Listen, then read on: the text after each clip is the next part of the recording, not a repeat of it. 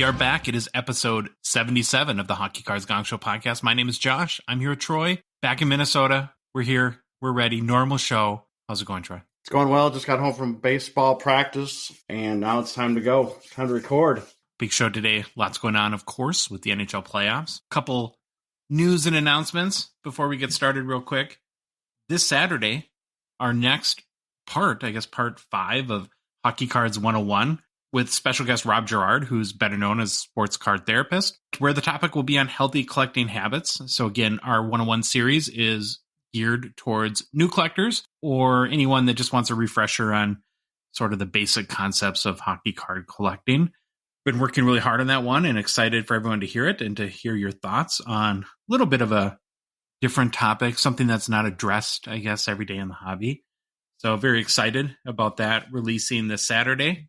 And then lastly, before we get going, just a reminder that the Hockey Cards Gongshow is a Patreon podcast. That means that we rely on support from listeners like you to help us cover expenses, produce more and hopefully better hockey card content, and to fund initiatives even in a small way to grow the hockey card hobby.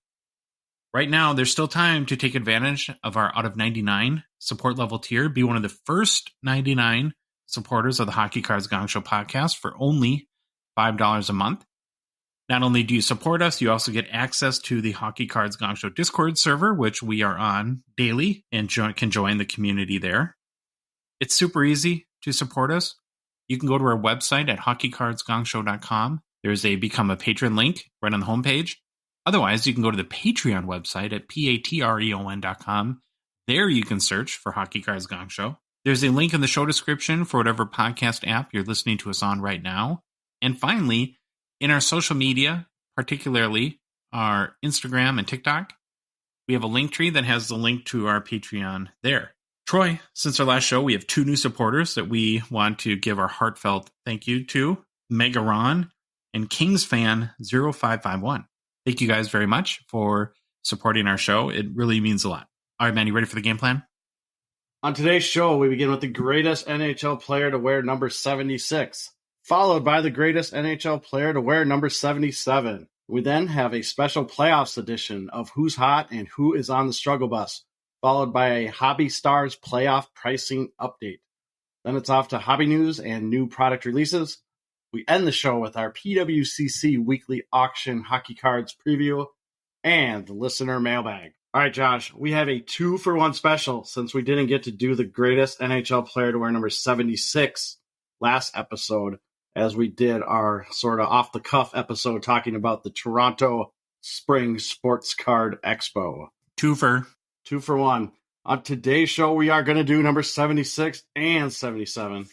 And I'm making an executive decision to try to shorten these a little bit, but it probably won't happen. But I really don't want to spend an hour going through 76 and 77. The greatest NHL player to wear number 76, per the Hockey Writers, greatest player to wear each number is PK Subban. Nice. Subban was a defenseman from Toronto, Canada. Subban was the 43rd overall pick in the 2007 NHL entry draft by the Montreal Canadiens. Subban played in 834 regular season games over a 13-season NHL career. He started his playing career with 7 seasons with the Montreal Canadiens, followed by 3 seasons with Nashville, and ending his career with 3 seasons with the New Jersey Devils. For his awards and accomplishments, he was on the 2010-11 All-Rookie team. He's a 1-time Norris Trophy winner. He's a 1-time Clancy Trophy winner. 3-time NHL All-Star Game selection, 2-time NHL First All-Star Team selection, and a 1-time NHL Second All-Star Team selection. I forgot to mention this. When he won his Norris, it was the 2012-13 season when he was with the Canadiens. Over his career, Subban had 115 goals, 352 assists for 467 points. He made the playoffs in 8 of his 13 NHL seasons, compiling a stat line of 18 goals, 44 assists for 62 points in 96 playoff games played. The best season of his career from a point standpoint was his 2014-15 season, where Subban had 15 goals, 45 assists for 60 points with the Montreal Canadiens. And since I made the executive decision to shorten this, I'm not going to go too much into their playing style. But Subban was a very physical D-man. I think we all remember him out there. He talked game, talked smack. He hit people. He also had an offensive component to his game. He was not afraid to lead the rush down the ice and jump into the offensive zone play when he saw an opportunity. I remember this, he had a rocket of a slap shot when he got it off. And again, you read any article about him, always known for his trash talking, which I think I would want to be known for my trash talking if I made the NHL. That's a sign that you have succeeded. Yeah, you got to be tough though, man. Subban is currently an analyst for the ESPN NHL broadcasts. And personally, I think, Josh, you agree with me. I think he does a really, really good job. He's awesome, man. Subban has also done some pretty cool philanthropic endeavors during his playing career and still doing them to this day. He has raised $6.3 million for the Montreal Children's Hospital. He also started PK's Blue Line Buddies in Nashville and New Jersey that focused on building better relations between law enforcement and inner city youth by treating a police officer, a youth, and their guests to a home game with perks like autographs and dinner. So very cool things. There's some other things he does. I didn't list them all, but it was pretty cool to read about all the charity stuff that he does. All right, fun facts. So everyone wants to know, what does PK stand for? Well, it stands for Pernell Carl. In fact, his full name is Pernell Carl Sylvester Subban. Now you know. I'd probably go with PK Subban too. Yeah, I'd probably do it too. It's a little easier to say.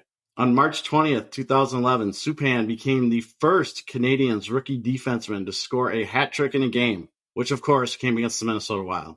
Yeah, Subban was the cover athlete for the NHL 19 video game. Subban was very well known for his trash talking, but also his fashion sense and designer suits. And I'm pretty sure I've seen hockey cards with the alternate images where he's got his flashy suits on. And then finally, both his parents immigrated to Canada from the Caribbean, which I thought was really interesting. I think he's really important to the game, though, from like inclusion and making the game feel like it represents everybody, because he is really, really good on ESPN. And I think he'll obviously only get better as he gets more experience, given that he is so very talented and such a big personality. I think that he may even do more for the game outside of his playing career, as a lot of players in all sports history have done, more as like an analyst or color commentator or something like that. His rookie card, 2010-11 Upper Deck, number 231 Young Guns.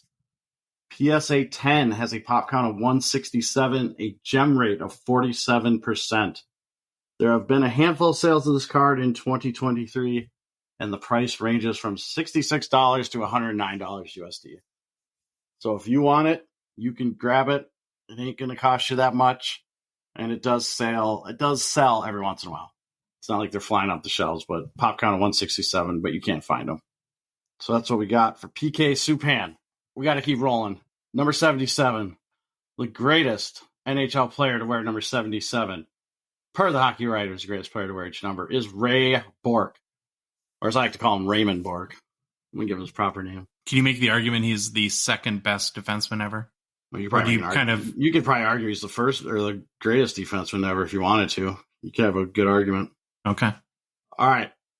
Here's the other options at number 77. This is actually one of the numbers that had had some good options.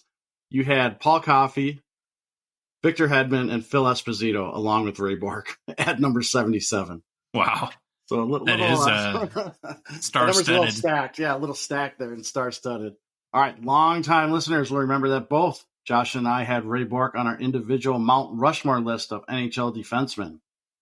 I am not going to do Bourque justice on this rundown due to time, but you can listen to episode 12 of The Gong Show, released on August 3rd, 2022, where we talk about Ray Bourque in our Mount Rushmore of defensemen discussion. Please don't judge us. It was a newer show. We were probably terrible. All right. That was 65 episodes ago. Robert, I think we've gotten a little bit better. Okay. Maybe. Ray Bourque, defenseman from Montreal, Quebec. Bourque was the 8th overall pick in the 1979 NHL entry draft by the Boston Bruins. Bourque played in 1,612 regular season games, which is 5th all-time for defensemen over a 22-season NHL career. Bourque played 20 full seasons with the Boston Bruins before being traded to the Colorado Avalanche during the 1999-2000 season, his 21st NHL season. He then played one additional season with Colorado, which we all know ended with the great storybook ending with Bourque finally getting his Stanley Cup.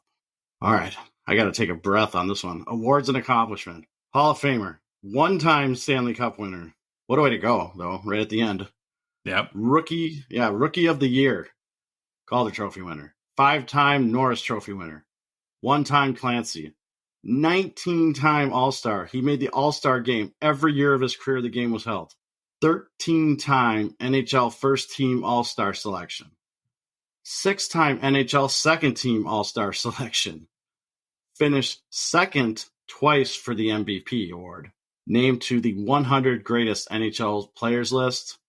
And he was number 10 on the Athletics top NHL players of the expansion era. Whew. You'd have to assume that 19 All-Star game appearances has to be the record, right? I don't know. I didn't look that up. All-Star games to me are just popularity contests. True. I think they've kind of lost their luster. All right, here's his stat line. 410, this is for the regular season, 410 regular season goals, which is first all-time for D. 1,169 assists, which is first all-time for D. 1,579 points. And if you're a smart listener, that's probably going to be first all-time for D. It is. He made the playoffs in 21 of his NHL seasons, compiling 41 goals, which is fourth all-time for D.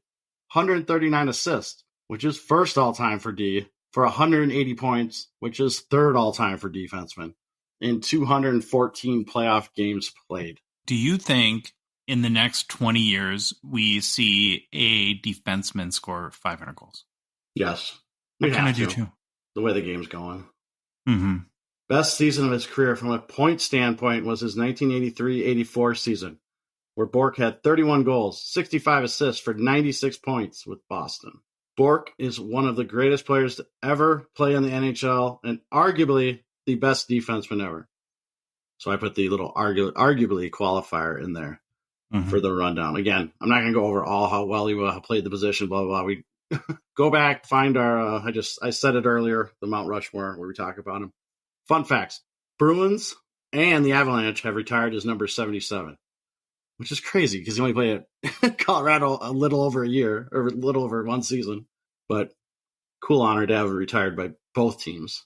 And then since this is a little segment about numbers, Bourque started his career wearing number 7 with Boston.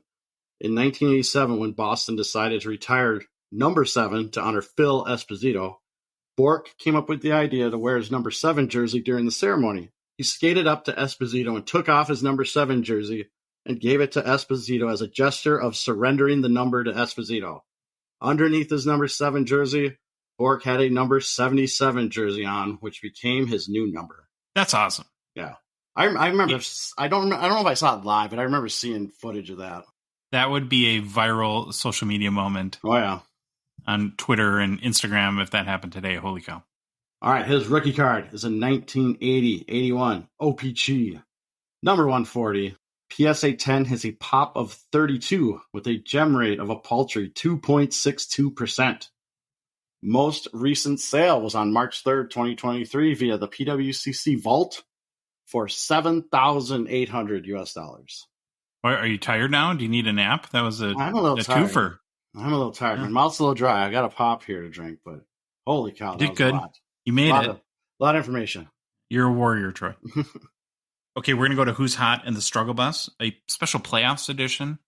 It's Thursday show. We normally do this on Monday, but since Monday was a little bit of a different show than we normally do, and we are in the midst of the playoffs, deep into the first round now, we thought it was appropriate to take a look at some of the guys that are performing well and some of the guys who are struggling a bit. All right, Troy, we're going to start with Who's Hot like we always do. And our first guy is Rope Hintz.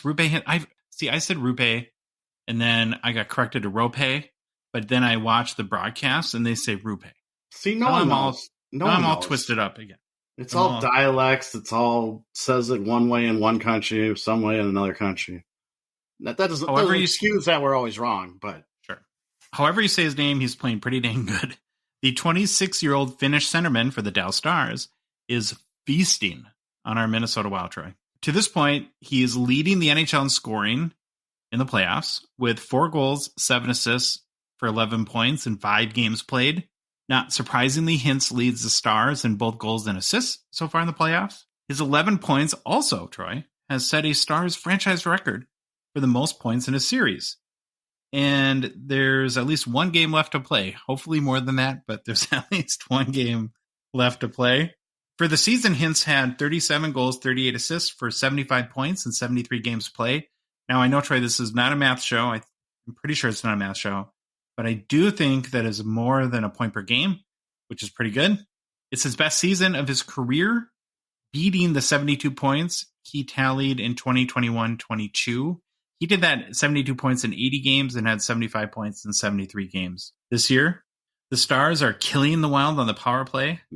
As the Wild have given up 9 power play goals so far in the 22 opportunities, and Hintz has been a big part of that. And reason, frankly, why the Stars are killing us.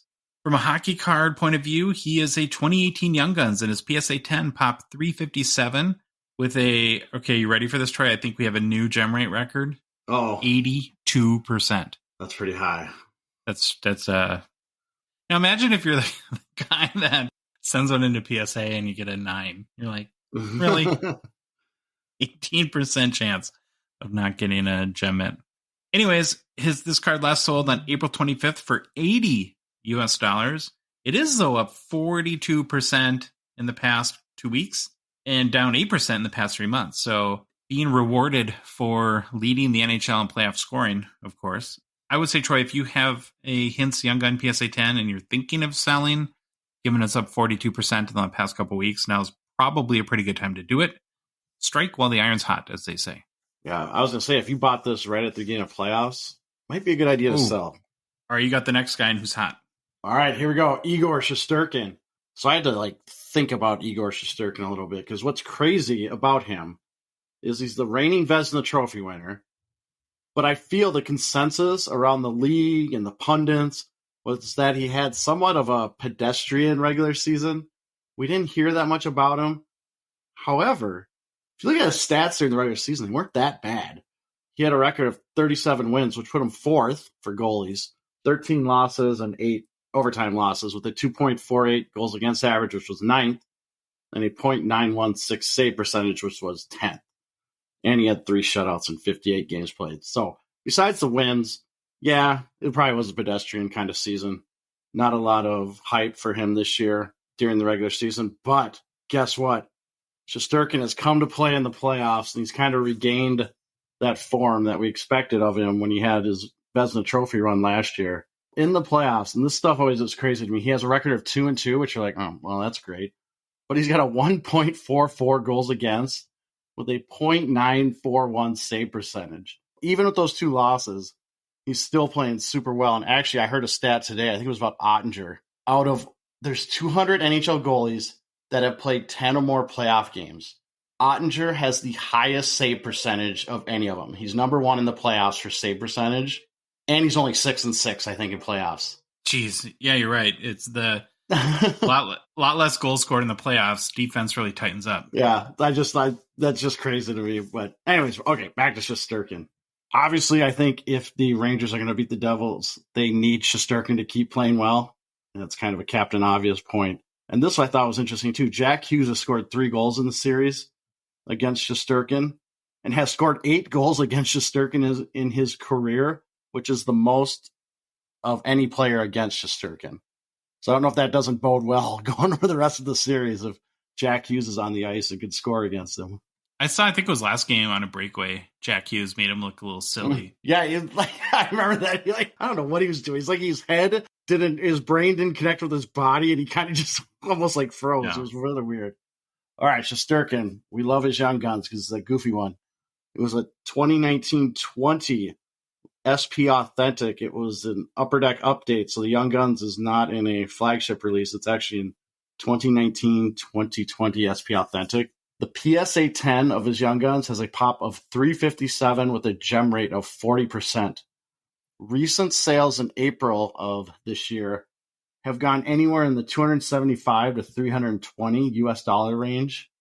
However, October and November, so beginning of the season, we saw sales in the $400 to $500 US range. So card is currently down from that point, which can be somewhat expected, as we kind of mentioned about his pedestrian regular season kind of. And I think to have it increase any, the Rangers are going to have to win a series or two, and he's going to have to play well, obviously. But I thought that was pretty interesting how it's taken a little bit of a dip from the beginning of the year. If I'm a Young Guns investor, I really like these SB Authentic Upper Deck update cards because it's almost guaranteed that the pop counts won't ever get out of control like it would be in a regular flagship release. Mm-hmm. So we have Rupe, Rope. I'm going to say Rope just so. And then we have Shesterkin, our guy. And now Troy, okay, it's my favorite, most favorite to get all fired up about. We're renaming this podcast. We are going to name it this guy's, I don't know. And I don't even PC this guy, so maybe I should. I got to go with Leon Draisaitl. And as I present to the jury my first fact in this case, try this on for size, Troy. Let's start with the fact that Leon has been on the ice for all 14 of the Oilers' goals so far. Coincidence? Maybe. In the process, he has 6 goals, 4 assists for 10 points in 5 games played. You want to be really impressed, Troy? You ready? You excited? I'm ready. Okay. In his career, Draisaitl has played in 42 playoff games. He has 24 goals, 45 assists for 69 points. In 42 playoff games, the dude has 69 points. That's a career playoff average of 1.64 points per game. That's good for second most points per game in NHL history in the playoffs, only behind Wayne Gretzky. But he's only good because Connor McDavid. Yep, it's only because of Connor McDavid. I mean, he gets open because people are worried about McDavid. He scores because they're just Connor McDavid's getting him passes. He gets assists because he passes to McDavid. I can flip this argument anyway, but I think it's ridiculous. I think Draisaitl is that good.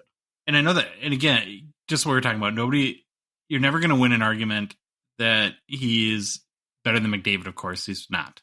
But I would ask you, and I may have asked you this before, okay, Connor McDavid is the best player in the NHL. Anyone else besides Connor McDavid that's currently playing, who's better than Leon Draisaitl?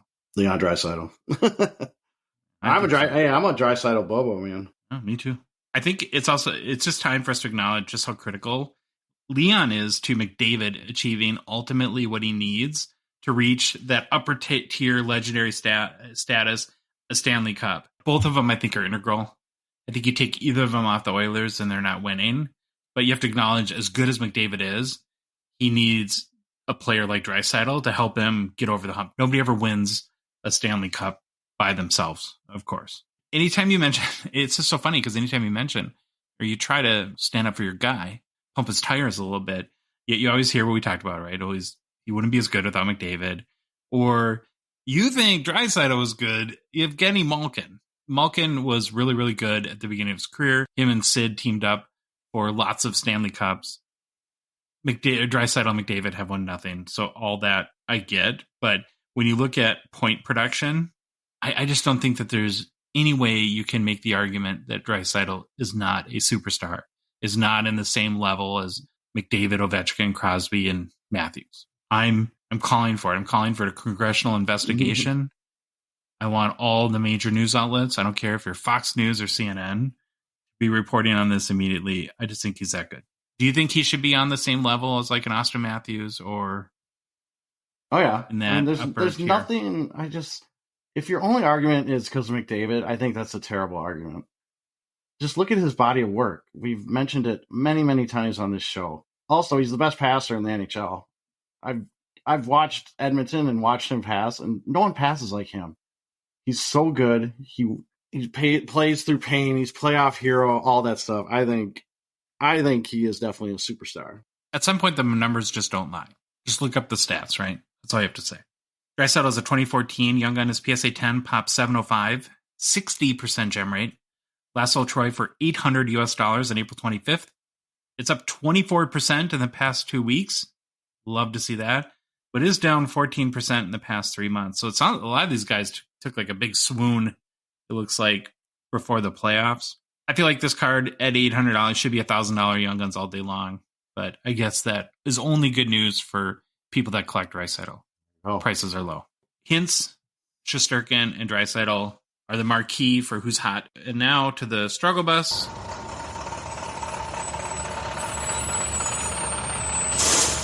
Oh, there it is.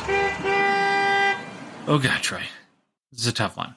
Mm-hmm. If ever there was a player that you and I did not want to see on the struggle bus after 5 games in the playoffs, it's our boy, Kirill Kaprizov. But we got to be true to the bit, right? And he's got to be there. And if you told me 2 months ago that our beloved 97 would be on the bus in the first round, I tell you there's no way things could be going well for our team, the Wild. And it's kind of the case. We're only down, how do you say it? We're only down 3-2. We're down 3-2. So yeah. It's not the end of the world, but if you've watched the last couple games in particular, it's hard to believe that we have much of a chance to win. And a big part of it, or what's ailing the Wild, Troy, is the, let's call it disappearance of Kirill Kaprizov. Yep. Where is he? What happened? In the 5 games played so far in the playoffs, he's got 1 goal and no assists. His goal is on a tip-in in game 1 or 2, I think. I think it was game 1. But it's been... yeah, crickets since then. I don't know, Troy, if he's still hurt from the Logan Stanley leg smash he got a month or so ago, or if Ryan Suter's cross-check has hobbled him. But he's just not himself to me. He barely has the puck and not possessing it at all. He's not winning any of the battles along the boards that he always seems to win. Help me out here, Troy. What's going on with Kaprizov? Solve the mystery for everyone here. Well, I think the first couple of games he was too worried about fighting and getting back at people, because I'll say this. As much as I hate what Suter did, I think it worked. I think he got in his head. I think it's gotten the team messed up. Foligno getting kicked out last game within the first 2 minutes or whatever it was. And I don't know what's going on with him. He can't finish either. He's hatched. I mean, I've seen him with at least, I think, 3 times he's come in. I don't think they were true breakaways. There might have been someone chasing him or someone coming at him, but he's missed. And as much as I love Kaprizov, you got to bury those. And I think, just to get my little opinion, I think this series is over. I don't think there's any way we're beating Ottinger in two games. Great season. Go Wild. It's going to be tough. Well, if they're going to have any chance, I think Kaprizov needs to wake up in a big way. Okay, Troy, turn your lights down. I'm turning my lights down. I think we need to talk to our guy here for a sec. Just a little one-on-one. I know he's listening. Hey, Krill. Hey, buddy. It's Josh and Troy. We're just checking in with you, man, to see how things are going. I know it's been a little bit of a struggle lately, but we want you to know that everything will be all right. Just put on your skates and cut off the top, or he cuts off the top of his skates, right? Yes, he cuts the tongues. Yeah, cut the tongue off your skates. Get that ankle flexibility. We need you. We need you out there being a dog. We need you being a beast. If you need to talk, just give us a call. You got Troy's number. We just want you to know it'll be okay. Okay, bud? Talk to you later. Okay, I feel better. Now, Kaprizov, Troy, is a 2020 Young Gun, of course. PSA 10 pop 3,741. We're getting to 4. It's on the road to 4,000. I think number 2 is Austin Matthews, Young Guns BGS 9.5 at like 4,800. That's the next stop on the mountain that he's trying to climb here. It's a 66% gem rate, last sold for $245 on April 25th. Down about 6% in the past 2 weeks and 11% in the past 3 months. Am I shocked it's down? No, because he is vanished. He needs to be on the side of a milk jug because nobody can find him. All right, you got the last guy on the struggle bus. I do. Andrei Vasilevsky. The big cat be struggling. This is one I never thought would be on here during the playoffs. He's usually kind of the king of goalies during the playoffs, but he is struggling. Vasilevsky has been one of the best NHL goalies over the past 7 years with 2 Stanley Cups, but this playoffs has been terrible. And now he's on the struggle bus with our boy Kaprizov. At least they can talk Russian to each other, and we don't know what they're saying. So let's look at Vasi's playoff stats. In 4 games played, Vasi has a record of 1 win, 3 losses, 4.33 goals against, and a .856 save percentage. Very un-Vasi-like. So I started digging. We got to do a little research on Vasi. Why is he struggling? Well, if you look at Vasilevsky, and I will say I did research, looked up, I kind of had an opinion on it, but there's a writer I follow, Jack Hahn, who does some really fantastic work, and he kind of did a little breakdown too, which was nice. It kind of I want to say it corroborated some of the stuff I thought. But I can tell you right now, the Maple Leafs did their homework and looked at the analytics and the tape on Vasilevsky, and now they are scoring on plays they know they have a higher percentage chance of scoring on Vasilevsky. So what do I mean by that? A couple of very interesting things can be seen when you look at Vasilevsky and his game. None of this is new. Everyone's kind of known this stuff, but it's really hard to expose it when you play him once every, maybe you play him 4 times a season, but now you're playing him in up to 7 straight games. And we're seeing the Maple Leafs really start to expose him. And former Lightning coach Derek Lalonde, after Toronto's 5-4 OT win, came out with a very interesting very interesting quote. Remember, this guy was a former Lightning coach. He said the Lightning staff did a study back in the day. Vasilevsky was actually one of the lower percentage goalies in finding pucks from the point. We actually changed our entire D zone and improved our pass rush. Now, it's funny that he said that, because I just read literally like 3 or 4 hours ago, John Cooper came out and said, yeah, he was a former coach, and his current job, he has to say his stuff on TV, but at least it has to be accurate. So Cooper's trying to defend Vasi, and I don't know if he's trying to say Lalonde's lying or what. But, so remember what he said. Now look how Toronto's scoring. They're scoring on these plays. They have been really good at getting shots from outside at the point and getting a tip or a screen or something in front of Vasi, which is tough for any goalie. But this is how you got to beat this guy. He struggles with point shots. And if you look at why he struggles from point shots, if you ever watch him in net, his pads and his body is so stinking low and wide that he takes away the whole bottom of the net. But guess where he's exposed? Up high. And that's what they're doing. That's what Toronto's doing. They're being smart. They're reading stuff, and they're figuring out.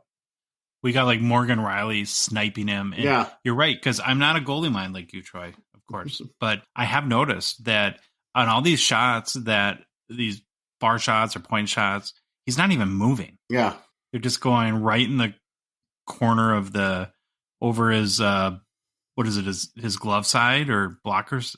I don't know if he's right-handed or left-handed. It's probably, I think it's his blocker. I've seen a couple of them going, but he's so low and wide, and even if he sees it, he's still exposed, and Toronto's making him pay for it. However, you know what Vasilevsky's really good at? This is where it gets crazy. That really low and wide stance, he is very good at moving laterally and taking away one-timers and and passes that go across the Royal Road. What have we always preached? You have to pass across the Royal Road to score goals. It's almost backwards with Vasilevsky, where he's so good at those that it's these far out point shots that are high that are starting to get him and expose him. And then another thing, Connor, I think he's a current HLD, I can't remember, Connor Garrick, he mentioned that they did a 2-on-1 analytics analysis, and they found out by looking at the numbers, Vasi basically hates straight up shots.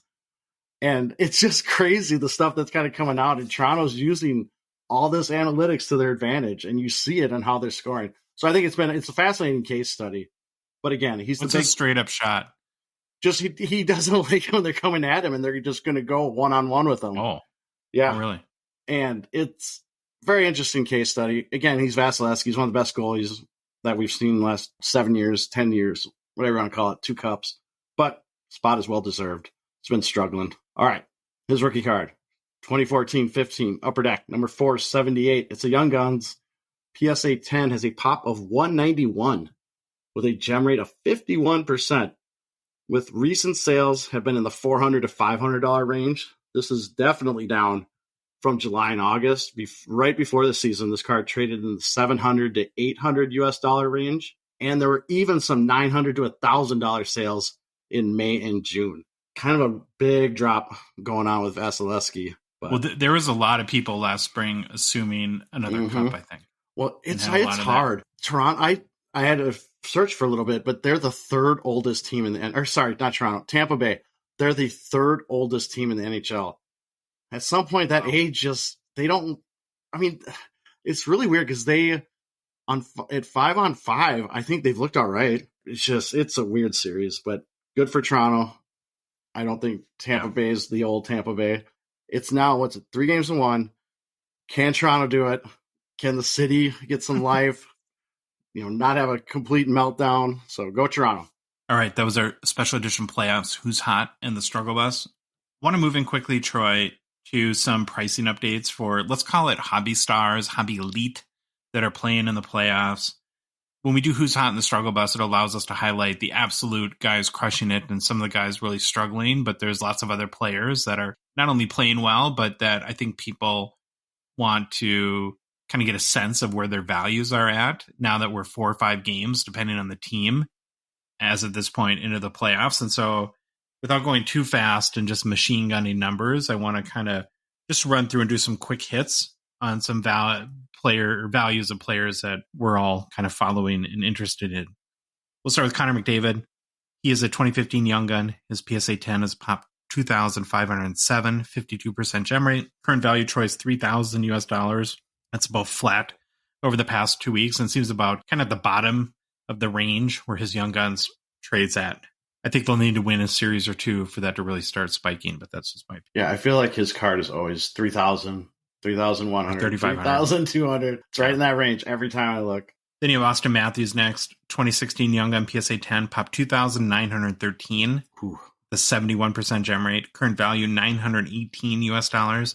It's down 18% in the past 2 weeks. If they get over the hump and start to play well in round 2, I could see this card moving up over 1,000 again. That's just for sure. That's got to happen. Yeah, over 1,000. But is there that much room to run on this thing? Go find a lower serial numbered card or something. If I'm going to spend $1,000 on a Matthews rookie, I'm looking at platinum or something else. Jack Hughes, 2019 Young Gun PSA 10, pop 3,208, 74% gem rate. We've talked about this card a lot. Current value $253, down 5% in the past 2 weeks.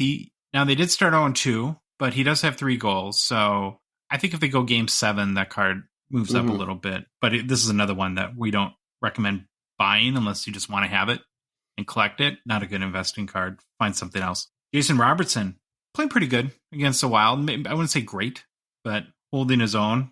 He is a 2020 Young Gun PSA 10, Troy, pop 917 with a 39% gem rate. Lower pop, lower gem rate, right? Or lower gem rate equals lower pop, I should say. Current value $224, down 13% in the past 2 weeks. This is a card that, again, is in this weird transition period where when he really popped off on December, the pop was so low that his Young Guns was going, PSA 10 was going in the $500-$600 range. And although the gem rate's lower, the pop is consistently rising. But if they do get past the Wild and they make it past another round or two, again, I think there's some upside there. Here's the crazy thing about Robertson. I agree with you 100%. Feels like he's quiet, right? He's been quiet. He's got 6 points. Yeah, no, I mean, it's just the weirdest thing ever. Yeah. Another guy that's playing really good is Mitch Marner for your Toronto Maple Leafs. He's a 2016 Young Gun PSA 10, pop 1,181, 63% gem rate. Current value $310. It is up 11% in the past 2 weeks. So a lot of these guys that maybe are a little under the radar guys like Hintz and Mitch Marner kind of popping off so far in the playoffs, and they're seeing some nice value spikes. Pasta, Troy, your guy. 2014 Young Gun PSA 10, pop 167. Gosh, think of that, how low that is. 44% gem rate. Current value, Troy, $1,509, down 2% in the past couple weeks, so call it flat. Why wouldn't it be down? Because, jeez, whatever. He's not producing a ton of points, but they look well. Last time I checked, the game was tied tonight, but they're up 3-1 in the series as of right now. Next guy to quickly look at is Nathan McKinnon, 2013 Young Gun PSA 10, pop 1,236, 56% gem rate. Current value $650, up 30% in the past 2 weeks. That's kind of interesting. I mean, he's been good this year. No, McKinnon's been really good this year. The suspended Cale Makar. Thug Life McKinnon, or Thug Life Makar, just trying to derail people. Holy cow. That'd be awesome if he took off his jersey and he had the big Thug Life Tupac tattoo across his stomach. I was going to say, I know we're not going to get into this at all about the reffing. It's been a big complaint. But for the life of me, how do you call? I know I get the 5-minute major, then they can go review it. Then they're going to say, no, it's not a major, it's a minor. But then the NHL's going to come out and suspend him. That, to me, is the most baffling thing ever. I don't know what the refs are doing or what, but interesting. So Makar's a 2019 Young Gun is PSA 10 popped to 2019, has a 64% gem rate, current value $550 US, down 4%.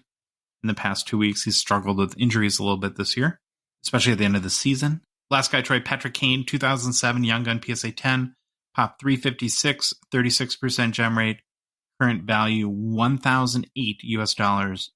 Again, another guy that you could see a little bit of a spike if they make a deep run in the playoffs, they being the Rangers. I just thought it was good to do a little check-in, a little pulse check on some of the big hobby stars that are currently in the playoffs. Want to make a quick mention for Slab Sharks. Slab Sharks, of course, is a Gongshow partner and sponsor. We'd like to thank them for helping to make our show possible. Reminder that the current weekly Slab Sharks eBay auction ends tonight, as it does every Thursday night. We posted yesterday, which is today when we're recording this, a weird space-time continuum, our weekly Slab Sharks Instagram stories, so be sure to check those out. Next week, Troy, will be the biggest Slab Sharks weekly auction ever. It happens also to coincide with their 1-year anniversary, so that's kind of cool. Congratulations to Karn and crew there on building up Slab Sharks over the past year. It seems like from what we saw kind of hanging around their setup at the expo and what we were hearing from people, Troy, that they took in a lot of submissions at the expo. So I'm not shocked that next week will be their biggest auction ever. Karn did preview one of the bangers, a monster 2020 The Cup Kirill Kaprizov 1/1 Black Auto that will be in that auction. Hopefully for the seller and for us Wild fans, he wakes up over the next couple days. That will help him out. As a point of context, the Ilya Sorokin The Cup from 2020 1/1 Black Auto just sold for $7,200 US. So given that Sorokin sold for $7,200, this is the same card, just like Kaprizov. In your mind, Troy, does that make the Kaprizov 1/1 Black Auto a 5-figure card to you? I hope so. I'm thinking it is, but we'll see. I could be right on the cusp of that 5-figure, or maybe I'm in bonehead and it's going to go for way more, but that's what I'm thinking. I want to see it hit 5 figures. You'll want to check out this auction for sure. All you need to do is go to slabsharks.com and you'll find a link there to their eBay auction, and you can see all the hockey cards that they have. And like I said, their auctions just go from Thursday to Thursday. One ends and another begins. Now, if you're a Canadian card collector and want to cash out on some of your cards, we'd of course recommend using Slab Sharks for your eBay consignment. They make it super easy to sell your cards by really doing all the work and taking on all the hassles. Most importantly, Troy, their auctions ship to the US, giving you the biggest buying pool for your auctions and hopefully get some more money for your cards. For complete information on consignment, visit slabsharks.com. All right, we're going to roll into hobby news. I want to start like we typically do with a little injury roundup. So Mark Scheifele, Troy, left game 4 with an upper body injury. Mm-hmm. Now, he was taken into the boards and then got up gingerly and continued on the play. Puck went down to the other end of the ice. I'm kind of going off memory here, so I hope I'm right here. And then puck came down back into the offensive zone. He was sitting in the OV spot, and somebody passed him the puck, and he one-timed it and like immediately skated off the ice. So it was like it wasn't a contact thing. He must have hurt his arm when he crashed in the boards, and then when he tried to do the one-timer, either aggravated it more or injured it more, something to that effect. But there's no timetable for his return.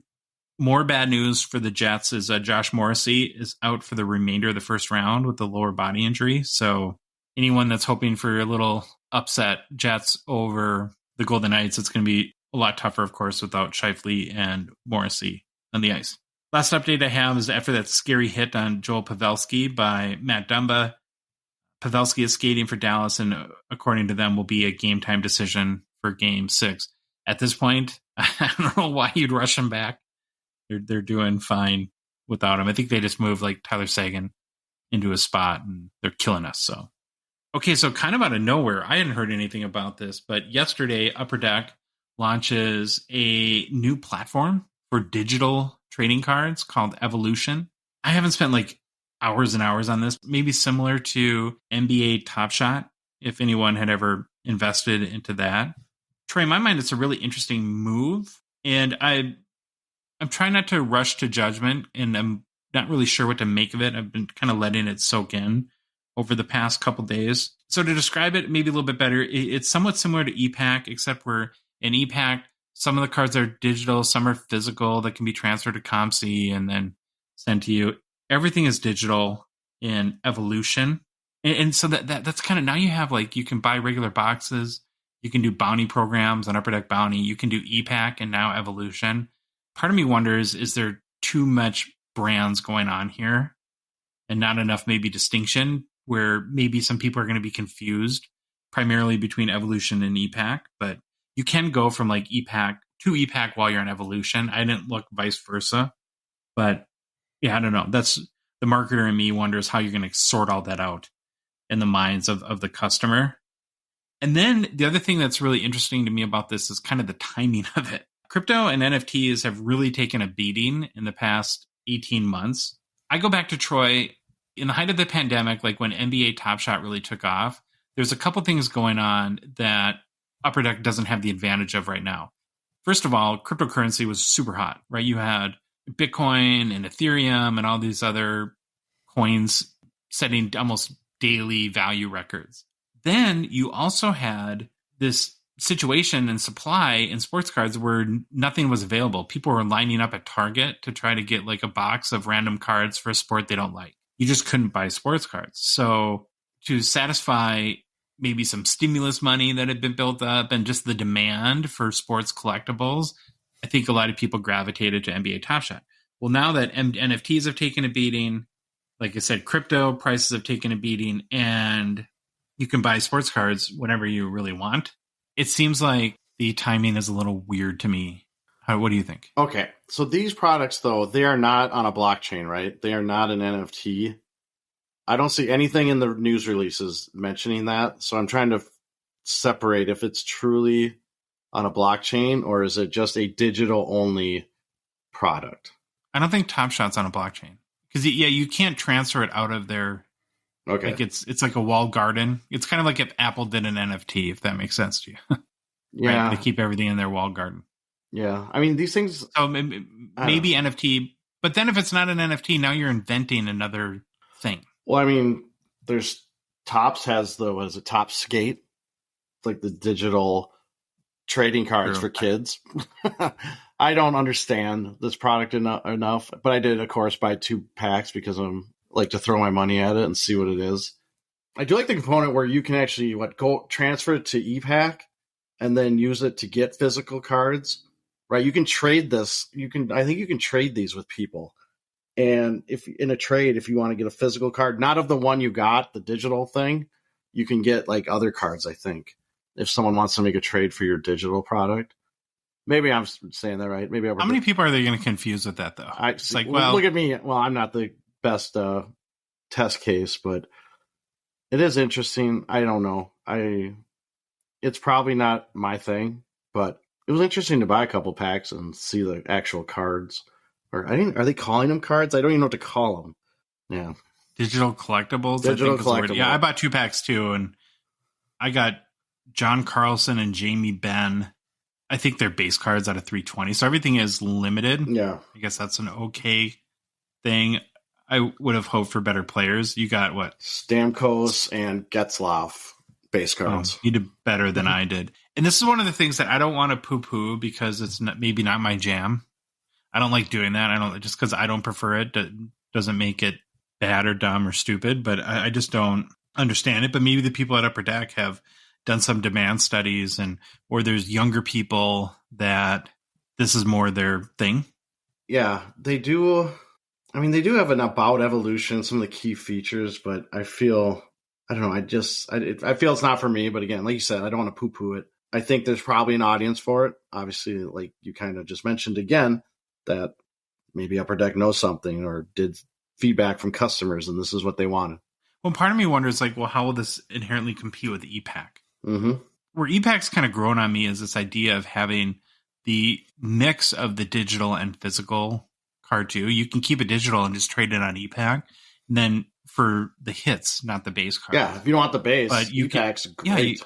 But even for like your great cards that you get on ePack, you can convert them essentially into a physical card and have them sent to you, which is kind of, to me, a little bit of the best of both worlds. Yep. I don't know. We'll follow it. It came a little bit out of nowhere. At least that wasn't on our radar or anything like that. And we did a little poll in our Discord. Doesn't seem like people were digging it, at least right now. But I think, too, there is how people just normally their initial reaction tends to be a little bit negative, too. So I'm trying to like self-reflect on that aspect, too. And yeah, I just don't see myself being a early adopter into this. Mm-hmm. I'll kind of wait it out and see how the marketplace reacts and if it gains any steam. But yeah, so it is. And I think it's at Upper Deck Evolution, which makes me think that they're going to do probably more than hockey there too. Like I can imagine they'll have like Marvel releases and stuff like that. Okay, we're going to move on to, there's a rumor going around that I just think it's fun to talk about, that Fanatics is acquiring Leaf. And I think by and large, this rumor was started by Brian Gray, the CEO of Leaf, who made a series of cryptic tweaks about big changes. And when you work really hard, things will pay off. And then I love when people do this. Then today I noticed that he kind of goes back onto Twitter and complains that people are making all these guesses. And he's like, I just can't tell you what's going on. You know, so many random people are just making up stuff. It's like, well, you started this, dude. I don't love the kind of hinting at stuff. I'm more of I'm just either going to tell you what's going on or I'm not. Yep. I'm not going to go onto social media and be like, oh my God, the biggest thing ever just happened to us. And then just leave it at that. And then people say, well, what is it? And you're like, oh, I can't tell you. I can't tell you. I hate that. I just don't like it. Who knows if it's true? We've seen conflicting reports. You saw something that said that it's not true. Sports Card Nonsense tweeted out. Sure. They are 100,000% sure that this is not happening. And then they say, we can't tell you why. That's it. So who knows? I don't know. But so I don't believe that either then. Yeah. But I do think it does bring up a kind of fun hypothetical. So let's just pretend for a minute that this is going down. And where I'm curious to get your perspective on, Troy, is it a good thing or a bad thing for the hockey hobby? Bad thing. So I wonder if Fanatics did buy Leaf, would they still put out the hockey sets, or would they just scrap those and be buying them for reasons for other sports? I mean, I'd hope they'd continue to produce the hockey stuff. They'd have to, right? Like, you can't just kill it. Then if they did compete in hockey, would they kind of do the move that it appears they're doing in football and basketball, where they're going after, and it's kind of a really smart and shrewd move, to be honest. They're going after exclusive autograph deals. So I just saw that either they have or they're on the brink of signing. The Connor Bedard of basketball is Victor Wembanyama from France, big 7'4", very talented prospect. I saw something where I think Fanatics is trying to sign him to an autograph exclusive, which would mean, and he's going to be the number one pick, that in Panini Prism basketball, there would be no autos next year for the number one pick. Mm-hmm. That's where this could get really ugly. And what I hate about this is if we get into these like kind of company turf wars, well, who loses in this case? It's the collector. Yep.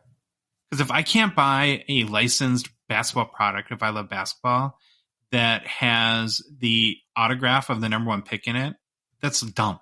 It seems like Fanatics is really smart and cunning and plays chess while others play checkers, but I really hope that they don't start to do this in hockey. Like, imagine if they sign Wayne Gretzky, do an exclusive auto deal, or kind of frankly like Upper Deck has done with LeBron and Michael Jordan, right? There's no and Gretzky part, but at least they can produce the hockey cards. Yeah. How unfortunate has it been for basketball collectors that they can't get licensed cards without Jordan or LeBron's auto? That's not great. So I wonder if this kind of gets them dipping their toes into hockey, and then that creates a eventuality maybe of them going after Upper Deck. But I don't know. What are your thoughts on this? This is the hypothetical. If Fanatics purchased Leaf, what would that mean for the hockey hobby? I think if they did purchase Leaf, they would make the hockey stuff still as a way to get their feet in the water. This whole Fanatics thing, and I'm not a great mind about it, but it's starting to worry me more and more all the time when I think about it. I know we've been asked about if they purchase hockey. I don't think there's any way they can purchase the NHL license. They could purchase it, but I don't know how that gets through antitrust, but maybe that's just me. Yeah. So yes, I do think they would probably produce the Leaf stuff and just see how it goes. But I also think if it didn't go well, they'd be the first ones to kill it too.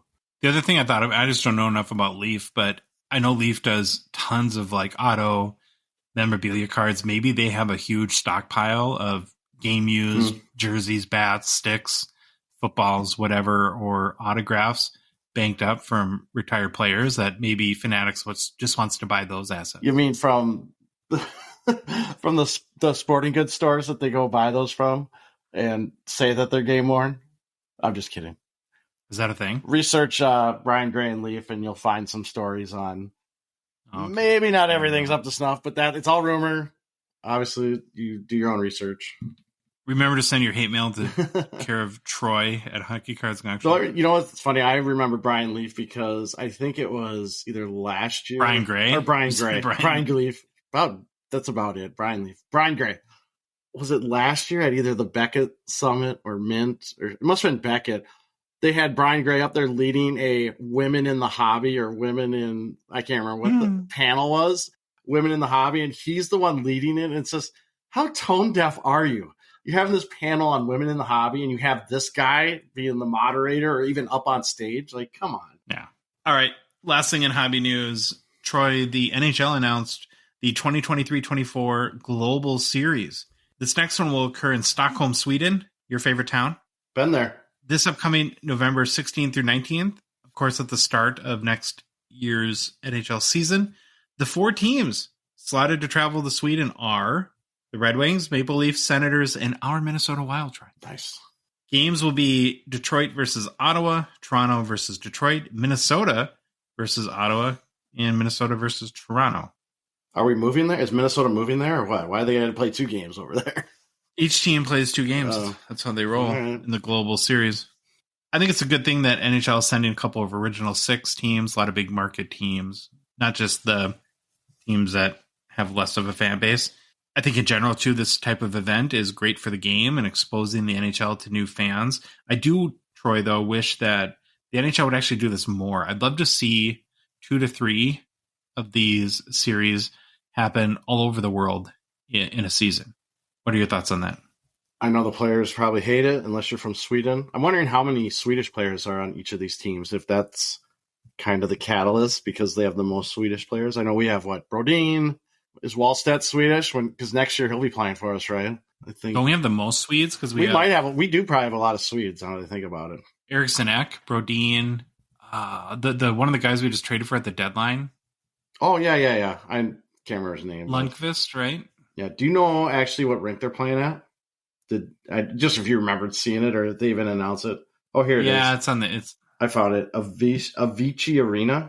I am curious because I've been to Stockholm and I've been to the Globe Arena, which I'm wondering if that's this arena. It looks like it is. They probably renamed it.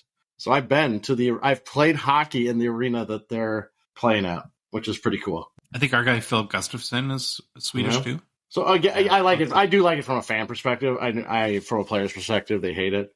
And I am curious what my high school schedule looks like. Probably have a game that weekend because I wouldn't mind trying to. It's not actually that long a flight. I wouldn't mind trying to catch a flight over there to watch a game. I do know that the players will complain, but then I think back to, don't you think that Gordie Howe ended up on some 17-hour bus ride? Oh yeah, he played in the NBA. So it's getting a little soft, maybe. All right, we're going to move to new product releases. While we were at the Expo last week, Troy, 2021 SPA came out, SP Authentic, just a few days ago still, and we did open our first box. Maybe be our only box based on how it went, we'll see. And so I wanted to give some instant reactions. In general, I do like the new configuration. It's down from 18 packs to 10 per hobby box with 9 cards per pack. It's very similar almost to what Upper Deck is doing with Flagship. So less packs, but more quote unquote hits per pack. Base cards in general have I think what I would call the classic SP Authentic design motif. Very minimalist, lots of white. Very much appeals to me since that's kind of the vibe that I really like. One plus for me is that the base parallels, I think, have a little more distinct feel this year from maybe last year. Pageantry is the most common insert, probably. It's a little bit trippy. How do you describe the foil? Yeah, it's not lenticular, but when you...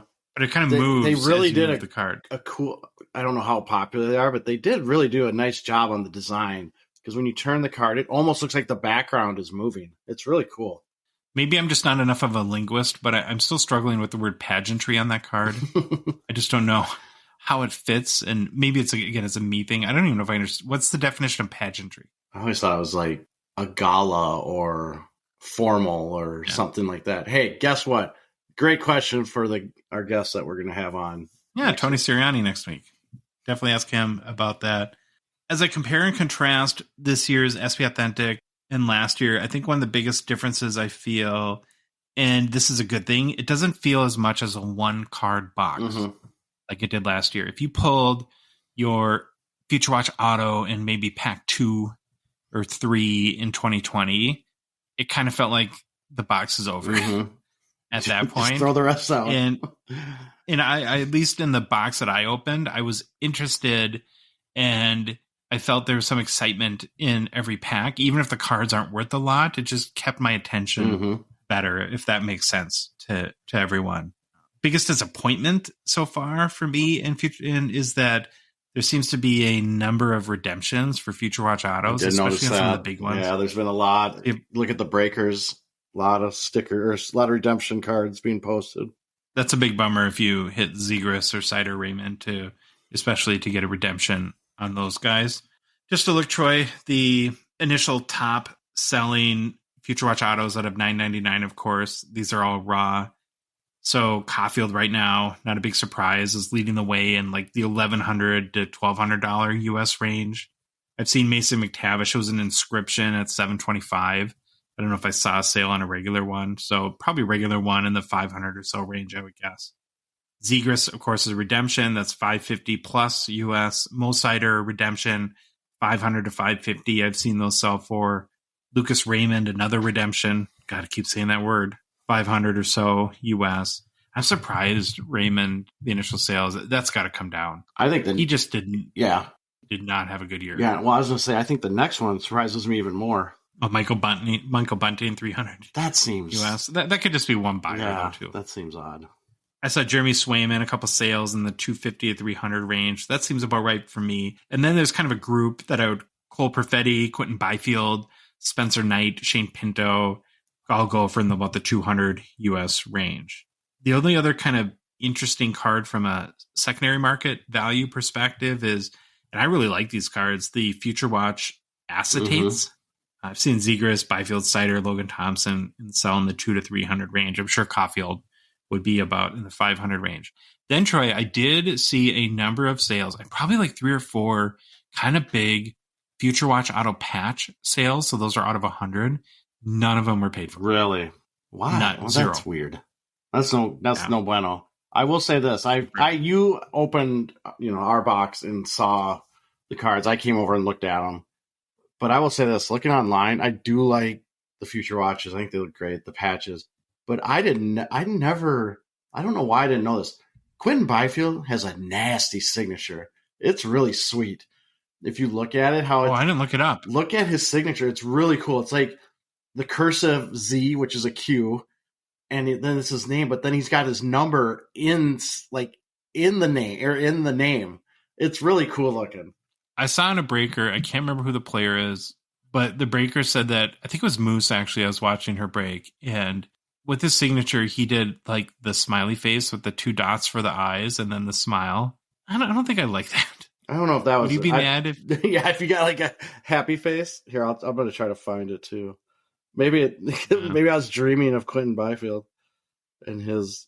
Yeah, that's weird. And his signatures. Any other impressions that you have so far in SP Authentic for 2021-22? Not really. I will probably go buy my own box. Oh, you will. Yeah, I will. I'm a sucker. Okay, it's time to do our weekly PWCC Weekly Auction hockey preview. Want to thank, of course, PWCC for sponsoring our show and helping again to make it possible. Each week, we look at the current PWCC Weekly Auction and highlight some of our favorite vintage and modern hockey cards. After our Expo hiatus, of course, Jeremy Lee and I will be back in the saddle this Sunday on Jeremy Sports Cards Live YouTube channel, covering the end of the weekly auction and all the great hockey cards that close. It's, again, Sports Card Live YouTube, Sunday at 8:30 Central Time, so you don't want to miss that. This week, Troy, there's 382 hockey cards in the auction. Pretty good number there. And like we always do, we'll start with a couple of our favorite vintage cards. So I'll go with the first one. Oh, wait, you're showing me Quinn by. Yeah, I like that. That sounded fun. That is cool. Yeah. Well, bravo, Quentin. Thank you for not mailing in your auto like every other player.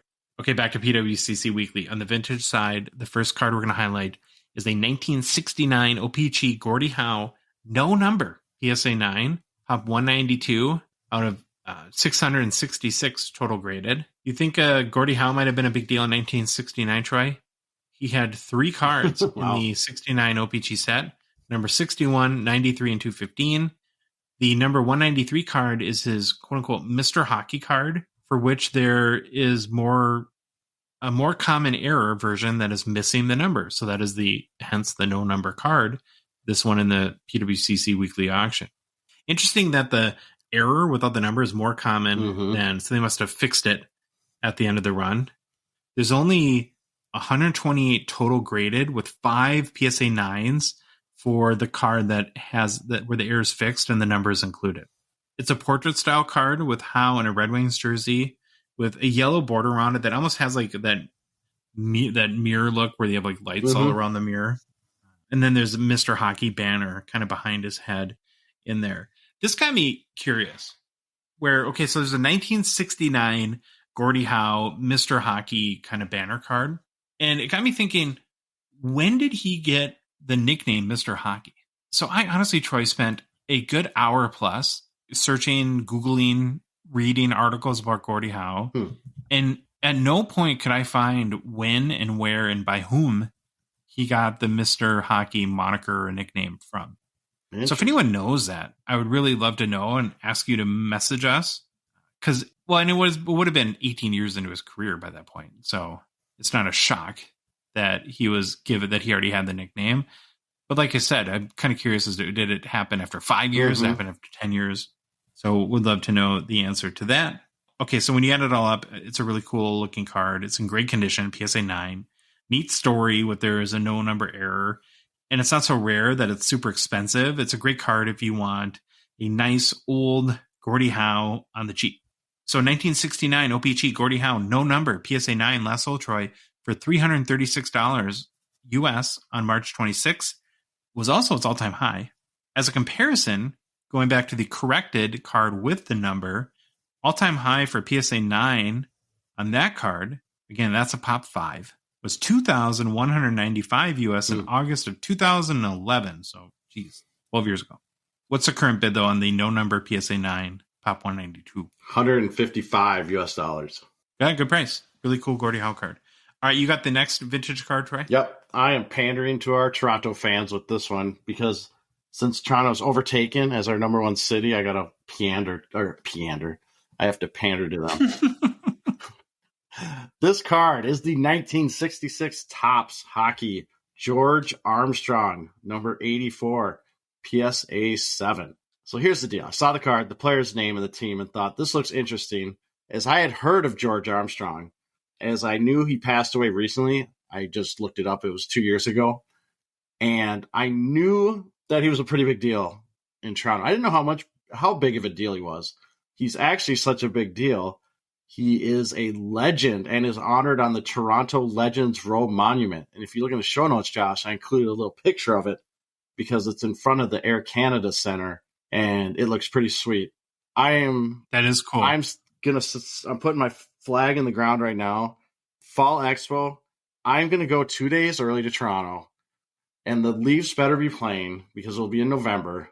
And I'm going to a Leafs game, and I'm going to the Hockey Hall of Fame. I've been in the city twice now and have not done that, so I need to do that. So you go from on our Expo recap episode to saying 2 days in Toronto. Now I'm going to go 5. Now you're going 4. Yeah. All right. Well, hey. Yeah. Take me along with you. All right. Let's start with the card. It looks absolutely fantastic. It has some wear on the corners, but nothing crazy. The edges actually look super nice. Color looks absolutely fantastic. Plus, these are the 1966 Topps hockey cards. If you know anything about hockey cards or something in your head, these are the ones with the TV. Basically, it looks like they're on a TV. Yeah. I called it the TV border. Has a big profile picture of Armstrong's face with an image of the player on the ice with the fans in the background. It looks really cool. It's just a great card. So the card itself, fantastic.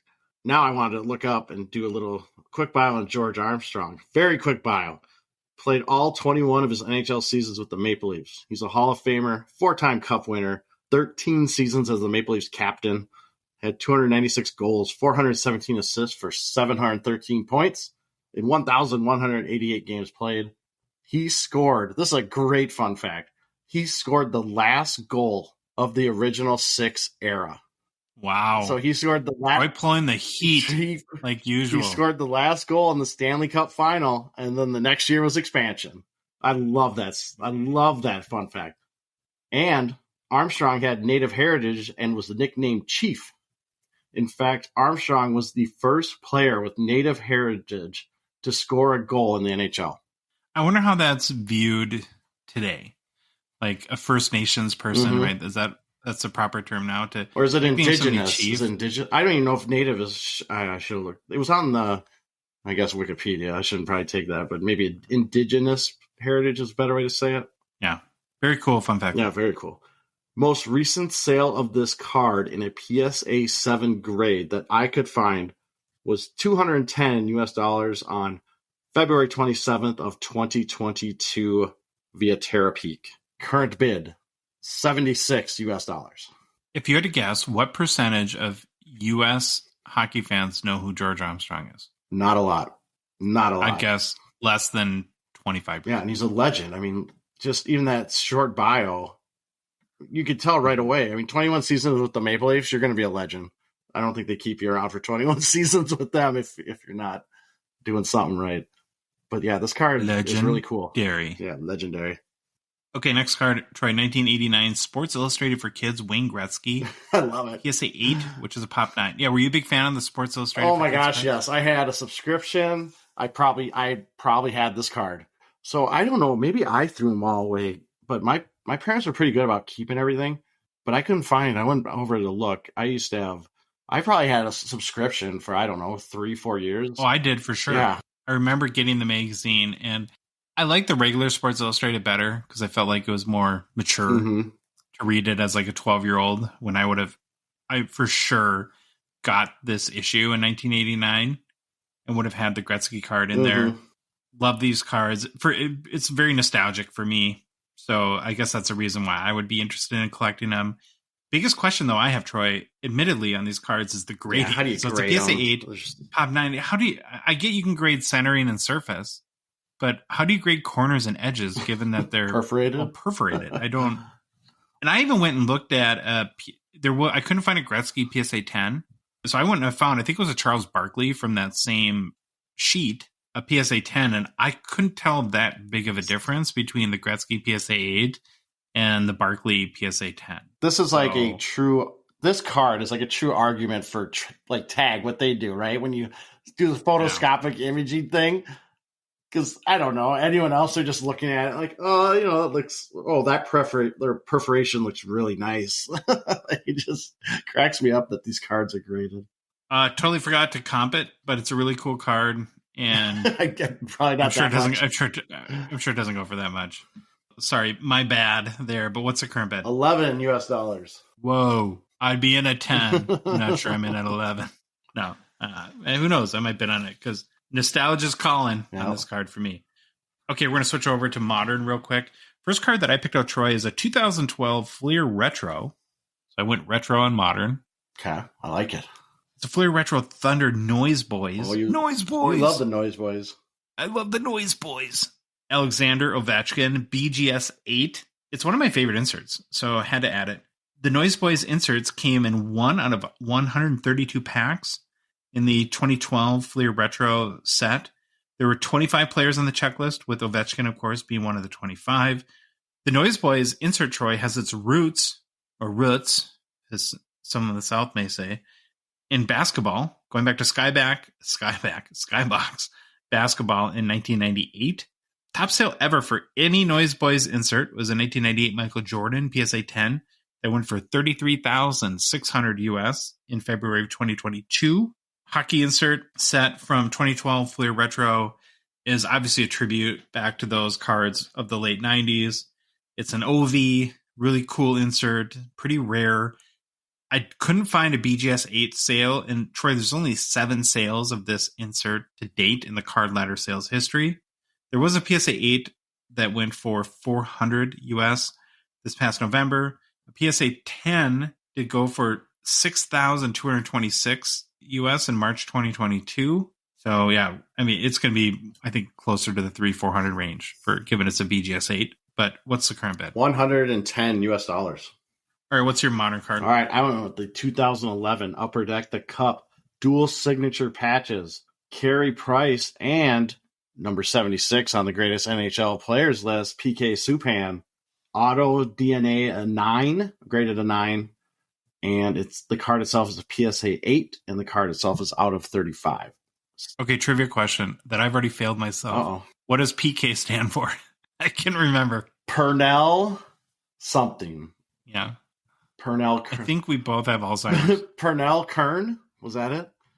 Well, now I'm going to scroll back up to the notes. We got to find it. I am going to say a lot of notes here. Pernell Carl. I'll probably forget it about 10 minutes from now, too. All right. Pernell Carl, PK. Okay. So where am I? I'm even lost now. Hold on. Okay. So this card, we have obviously talked about both of these players previously on the greatest player to wear each number. Talked about Carey Price on our greatest player to wear number 31. And obviously we just talked about PK Subban today for number 76. So I'm not going to go into their bios too much. I just want to say the card stood out as it looks really, really cool. It's fantastic. It's a dual auto, so there's not a lot of room to put a big picture of each one, but it's got a cool little headshot of each. And Price is awesome because its helmet is like full view, so you can see it. It looks really cool. They're great picks. The autos are really nice. Obviously, the auto is graded to 9. I think Subban's, there's a little bit like where the pen missed, like a little whitening between like the dark blue, and the patches look really nice. The card has a pop of 1 with none graded higher. The card itself is also in really nice condition if you zoom in. And then one thing to note, obviously, dual signature. This is a horizontal card. Sometimes people don't like those. Doesn't affect me in any way. I could not find any recent sales that were within the past couple of years. I think I found one 3 or 4 years ago, and that's almost a moot point with how the market's gone. But this would be a really sweet card if you're like a Montreal Canadiens collector. This would almost be a perfect card because it looks really, really nice. Current bid, $82 US. 8.2, good price for a nice PC collectible card there. All right, last card we're going to feature in this week's PWCC Weekly Auction. Troy's a 2018 The Cup Austin Matthews Black Shield 101 PSA 8. No auto, just a Shield 101. Very, very cool card. Not a rookie, but of course is that 101 Shield nonetheless. In researching on Card Ladder sales history, I could not find any Matthews Cup or Shield 101 from any product, especially the Cup, in any other year. So I think this is at least the first public sale of a card of this stature. As you know, of course, Matthews had a little bit of a down year this season, but did get to 40 goals. And I guess, Troy, you know you're a good player when 40 goals is a bad season. Yeah, that's you've hit what is that? It's like next level when your bad seasons are 40 goal seasons. Mm-hmm. But could this be the year the Maple Leafs make it out of round 1? They currently, Troy, have a commanding, as we've talked about, 3-1 lead over the Lightning in their opening round 1 series. Play again tonight, Thursday night, the day the podcast is released. So we'll see if they can close it out. And Matthews has been pretty good in the playoffs through 4 games played. He has 3 goals, 4 assists for 7 points. I think tied for 6 in playoff scoring. Back to the card, though. Super cool. Unique for a Shield that it's a portrait card. So yeah, I always think of like the Shields are more going to be like landscape, but it's portrait. It has the very cool like 1-of-1, kind of like the script treatment, the 1-on-1. Oh, love that. The only thing, and this is kind of super minor, I don't love about this card is, so it's again portrait. It has the Shield, it has the 1-on-1 script on the bottom, and then kind of like a shoulders up sort of portrait of Matthews with this like jersey and helmet.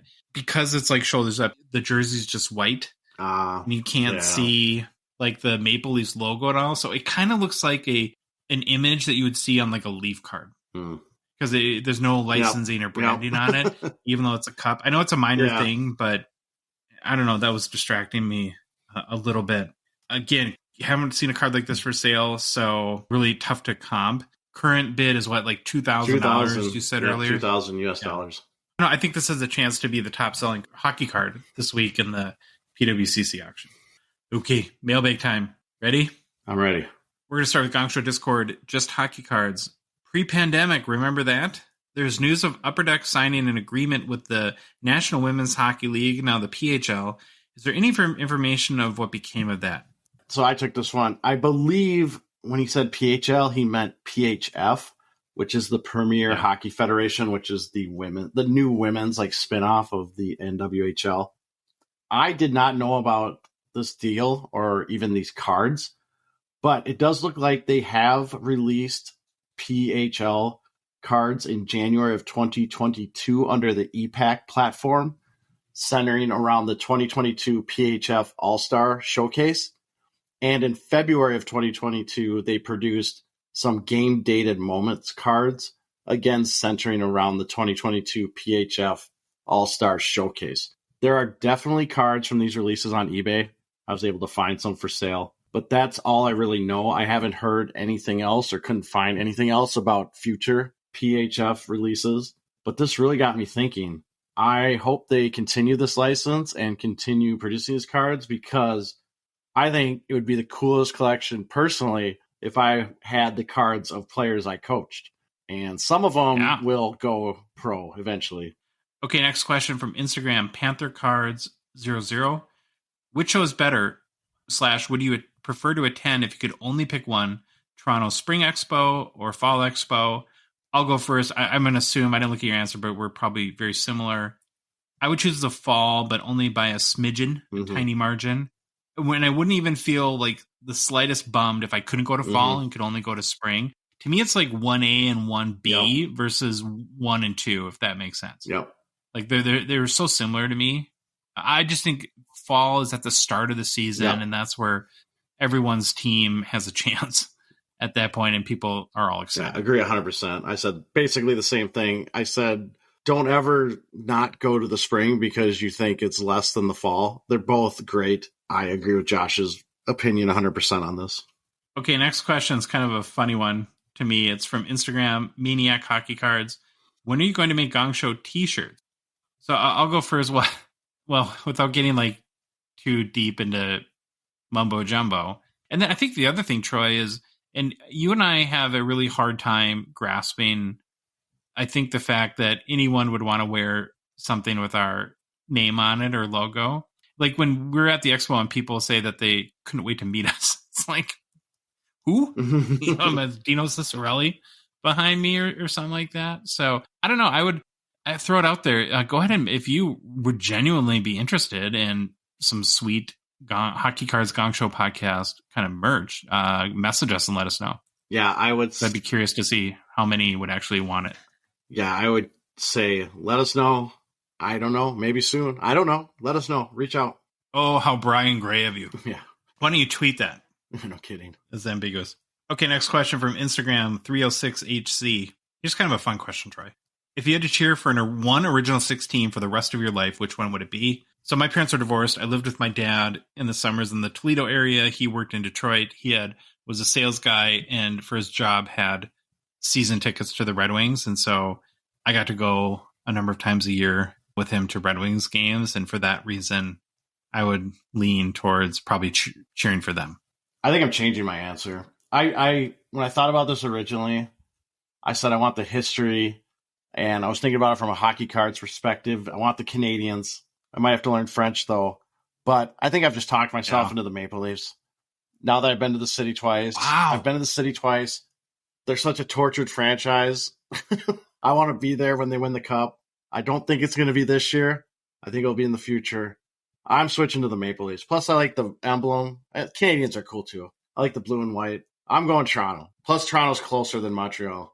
Is this where we need to say goodbye to all of our Montreal listeners forever? And now that you've disrespected them so much. And now I'm changing my answer to Montreal. There you go. There we go. All right, for next question, Instagram, Kenny B. Cards. He has 2 questions. What do you think will boost Beniers' hobby value more, getting past Colorado / deep playoff run or winning the Calder Trophy? I think, Kenny B, that the Calder Trophy has been assumed for Beniers for a number of months, so I can only assume in turn that the Calder's kind of baked into his pricing already. So I would think there'd be more upside if they make a decent playoff run. Do you agree with that or disagree with that, Troy? No, my answer is literally the same thing. I think you answered it perfectly. Okay, next question from Kenny B is, what is one card you wish you'd picked up at the Expo? You want to go first, Troy? Yeah, there's a couple. There was a Brett Hull auto patch from the Cup. Don't ask me what the release was, what year it was. I just know it looked awesome. It was a 4-color patch. Had the red. Was that the Jeremy? It was at Jeremy's. Jeremy's booth, and I remember there's a couple times I'm just sitting there staring over it, looking at it. Never decided to pull the trigger. Kind of get home, and you're like, man, that was such a cool card. It had a reasonable price on it too. And then a couple other ones. I think another one of these might have been at Jeremy's booth, but there was definitely another. There were triple signature cards of the Oilers, and they had Gretzky, Messier, and Curry's auto. They weren't the same card. They were different cards, but they were really cool. They were both probably a little more money than I wanted to spend, so I didn't pull the trigger. I wish I would have, but they were very awesome looking. Yeah, I was curious if you were going to get the Hull Cup patch auto.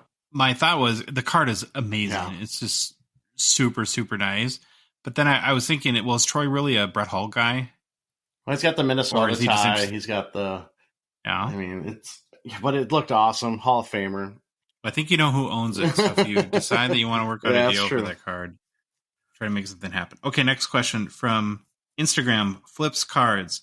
If the Kraken can get by Colorado and make a nice playoff run, do you think their big Series 2 Young Guns prospect, Bowie, could see a spike in value? I think he needs a viral moment to really have a playoff breakthrough, and I just haven't seen it yet. Now, Troy, you are you're not only our goalie expert, you're our deranged mascot expert, so can't wait for your take on this. No, Bowie should already be spiking. Bowie is a legend. He's a troll. He lives under the bridges or whatever he does in Seattle. However, I think for Bowie to truly, let's think about it. Seattle, Philly, Stanley Cup. 2 deranged mascots. Game 1, pregame. You know those two are just going to drop and go at it and start pounding the snot out of each other. That would be awesome. And it could happen. Can't happen this year, but it could happen. All right. Leave it at that. Okay, last one. We have 3 questions from a Facebook friend, Nathan W. First one, I got to admit, Nathan, I don't know if I understand. Troy, maybe you understand. I don't understand. I didn't write an answer. I'd think of an answer. Do you use for 9s, 9.5s, and 10s for regular stock cards, and then the same grades for thick cards? Is that like value multiplier? We've kind of answered this. It's I don't know if there's a standard one anymore. The old rule of thumb used to be like PSA 10 was like 4 to 5 times raw, and PSA 9 maybe 3 times a PSA 10. But I think it's all over the board. And I think, too, especially in hockey, where you're talking about, Nathan, the thick cards, so many of them grade poorly. 7.5 or 8 that I'm not even sure that the grades matter that much. I don't really see too many 10 like patch autos from the Cups. So I hope that answers your question. Sorry if we didn't understand it. Maybe you can clarify, message us and clarify. Next question he had is, how do you value rare cards with no direct comps? I think this is a great question. So I just try to find the closest comparison, right? Comp stands for comparison. If there's no direct comparison, you just try to find the one that you think is closest to it. So I will try to find the same card for a similar player that has similar hobby value. Or if it's a 1-of-1, which is the most common example, like Austin Matthews card, try to find other Austin Matthews 1-of-1s and then figure it out. At the end of the day, a comp is a comparison. You're just trying to find the range or realm that a card should be valued at to make you comfortable as either the buyer or seller in the deal.